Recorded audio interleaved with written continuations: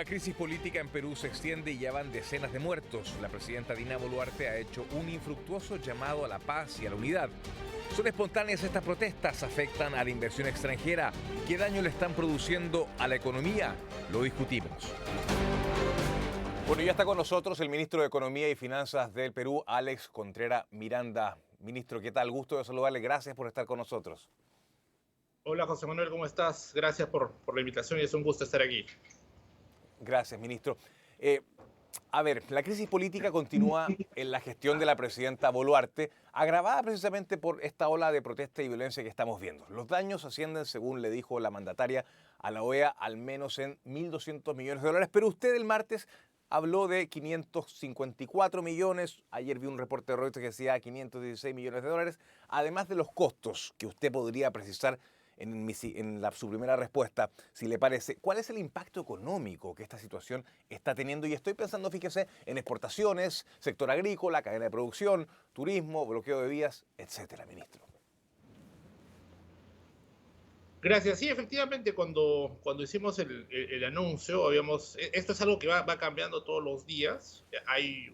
En soles estamos hablando del último impacto calculado solamente en producción, y quiero hacer énfasis en eso, de 2.150 millones, que es alrededor de 500 millones de dólares. Es un impacto en PBI, es un impacto, eh, si uno lo ve en términos de PBI, es un impacto moderado, pero en términos regionales es un impacto muy focalizado en algunas ciudades, y por eso es que estamos avanzando en una reactivación rápida. Como lo decía en una reunión, más allá de las pérdidas, lo que queremos es apostar por la reactivación y la rápida recuperación de la actividad económica en Perú. Por eso es que hemos lanzado un plan de recuperación muy rápido y que felizmente estamos en buenos niveles de implementación. ¿Me podría dar un poco más detalles de este plan, ministro, por favor? Sí, la idea del plan que hemos llamado Compunche Perú se focaliza en tres ejes: dar soporte a las familias que vienen enfrentando un contexto de alta inflación, el empleo adecuado, que llamamos en Perú empleo con estándares correctos, no ha recuperado todavía el nivel de la pandemia. Entonces ese es un primer eje. El otro eje busca la reactivación regional, tratar de generar un impacto positivo en las regiones. Y finalmente el tercer bloque son medidas que buscan la recuperación de los sectores más afectados, en particular agricultura y los sectores vinculados al turismo, que ya venían golpeados por la pandemia, llámese transporte, hospedaje, restaurantes, que es un sector importante en materia de generación de empleos. Este plan es alrededor son 6.000 millones de soles, 1.500 millones de dólares, haciendo el cálculo, pero que busca la reactivación rápida de la economía peruana en el primer semestre del año, y que ya tiene una implementación importante de más del 50%, y esperamos en las próximas semanas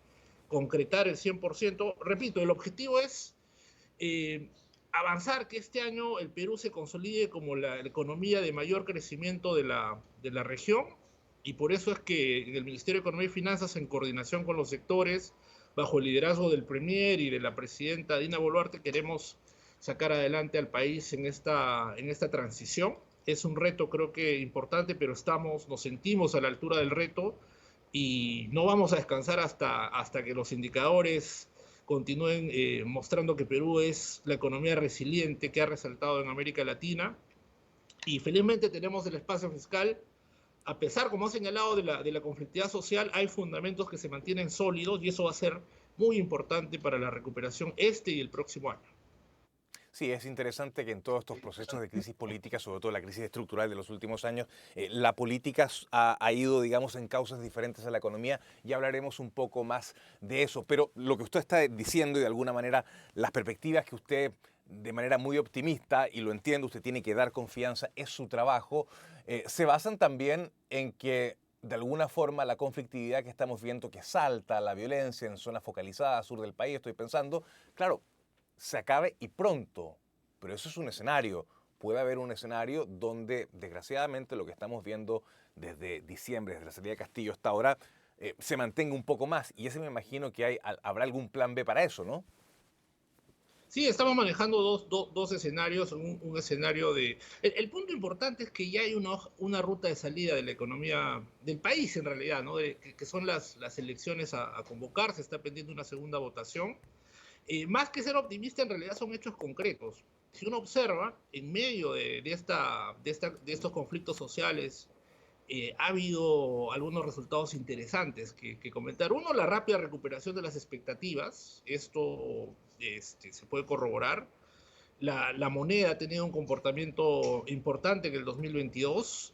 El riesgo país se mantiene como el riesgo uno de los más bajos de la región, después de Chile, la deuda pública. Entonces, hay fundamentos que van a ser claves. Evidentemente, la moderación de los conflictos sociales pueden hacer que Perú tenga un crecimiento mucho mayor. Entonces, son dos escenarios. Un escenario en donde hay se mantiene cierto nivel de conflictividad. Eso podría hacer que este año crezcamos alrededor de 2%, una moderación rápida Claro. podría ser generar un crecimiento mayor de 3%, que va a estar muy por encima del promedio de la región, pero es importante mencionar que estamos trabajando también, no solamente en la agenda económica, sino en una agenda social que ayude a abordar los problemas estructurales de Perú en este camino de restablecer el diálogo, colaborar con autoridades de gobiernos regionales, gobiernos locales, es en general una agenda muy activa, pero en la que hay resultados positivos, hay avances y queremos seguir impulsando tanto la economía como la moderación de la conflictividad.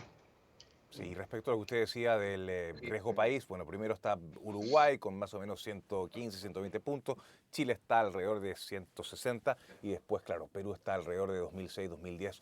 Usted me puede llegar, 210, digo, no 2010, 210 más o menos, un número bastante interesante, por supuesto. Ahora, ministro, hay un costo de imagen grande que quizá comienza con el gobierno de Castillo y con la crisis del sistema político que también, hay que decirlo y aclararlo y precisarlo, venía desde antes, cuando cayeron en desgracia otros expresidentes. Pero hoy día la imagen que muestra Perú al mundo es de, no quiero decir ingobernabilidad, pero hay problemas de gobernanza, de violencia e inseguridad. Elementos que son, y usted lo sabe, esenciales para ahuyentar la inversión privada, la inversión extranjera, y esto tiene un costo asociado.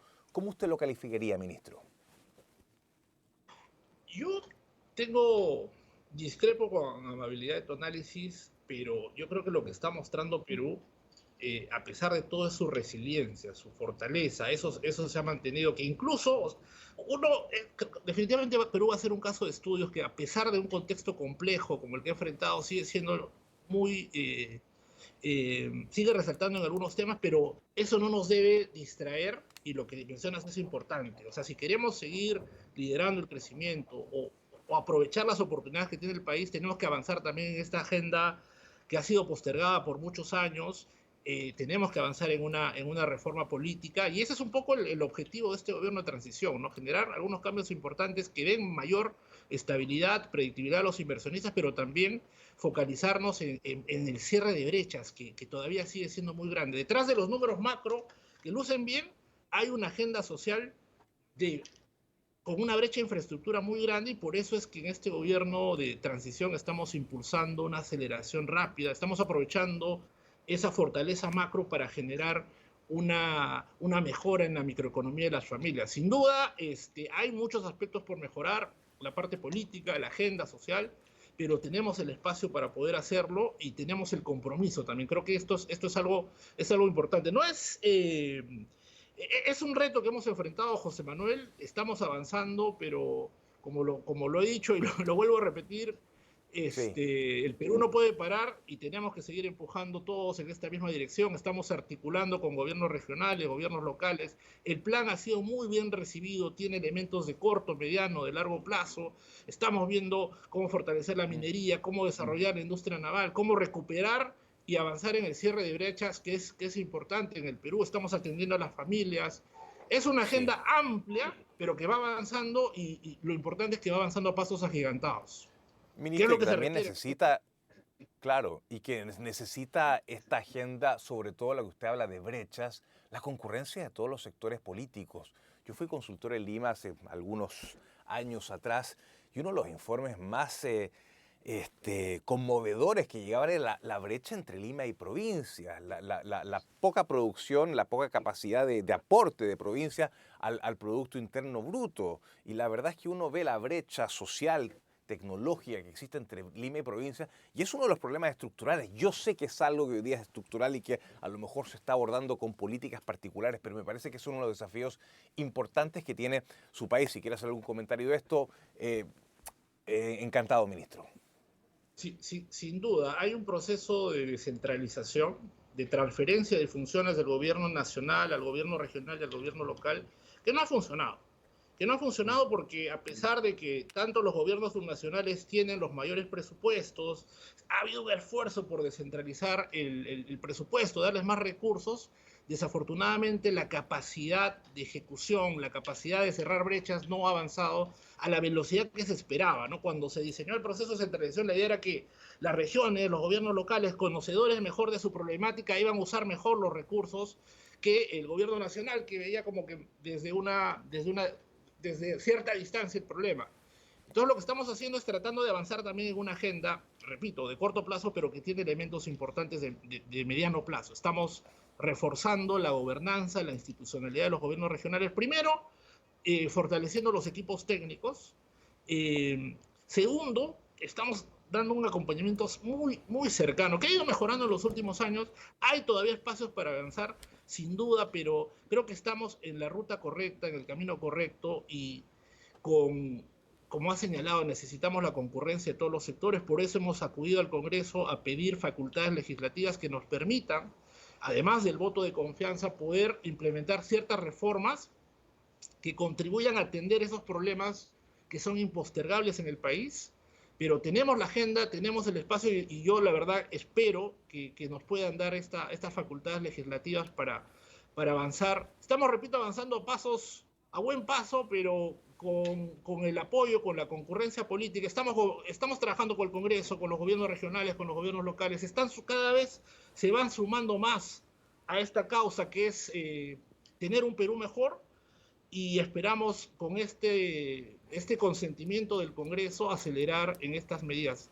Sabemos lo que tenemos que hacer, tenemos la agenda, tenemos el equipo listo y buscamos esta concurrencia y yo estoy presentándome estos días al Congreso a presentar y a brindar detalle de las reformas que queremos proponer. Repito, somos un gobierno de transición, entendemos que hay cosas que podemos Sí. hacer, pero también queremos dejar la hoja de ruta para el siguiente gobierno de forma que no el Perú continúe avanzando, podamos salir de esta conflictividad social, pero con una agenda de mediano y largo plazo, porque los retos Ministro, que impone los retos que se imponen son grandes. Sí, sí, José sí, Manuel. para terminar, en exclusiva para CNN Dinero, un adelanto de algunos de los anuncios que usted va a hacer en materia económica y para América, por supuesto para Perú, pero un adelanto para América Latina de lo que se viene con las reformas que usted va a presentar, por favor.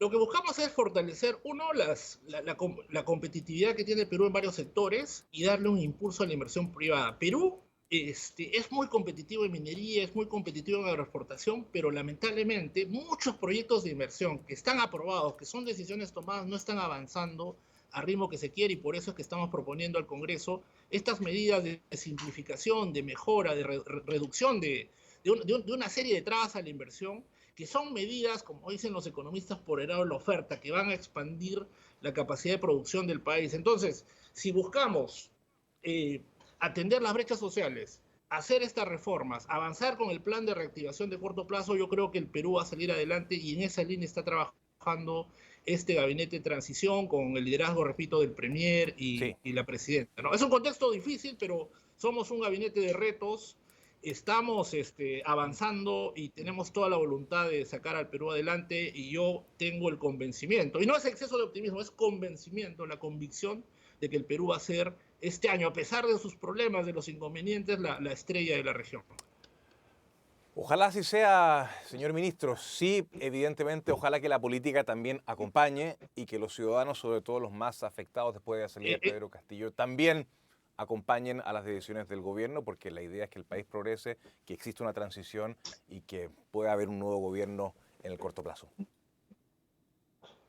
Muchas gracias, José Manuel. Ya hay un camino trazado. Esperamos la segunda votación para que ya se defina la fecha definitiva de las elecciones y a continuar avanzando en este camino de retos, pero con una dirección. Ya hay señales importantes. Muchas gracias por esta entrevista y encantado de poder conversar otro día.